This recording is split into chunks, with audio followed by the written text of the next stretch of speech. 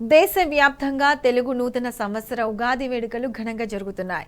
విశ్వావసునామ సంవత్సరానికి కొత్త భవిష్యత్తుకు ఆహ్వానం పలుకుతున్నారు జనం.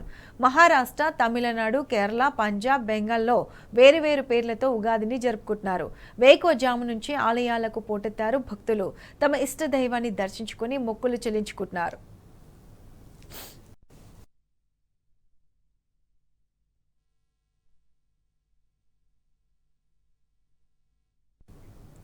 మరాఠీల ఉగాదిని గుడి పడ్వాగా జరుపుకుంటున్నారు.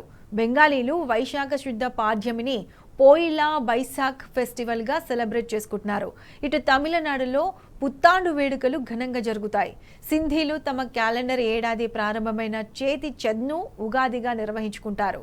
మణిపురీలు కూడా తమ కొత్త ఏడాదిని సాజీబు నోగ్మా పాన్భామాగా జరుపుకుంటారు. మన దేశంలోనే కాదు, బాలి దేశంలోని హిందువులు కూడా కొత్త ఏడాదిని నైపి సెలబ్రేట్ చేసుకుంటున్నారు.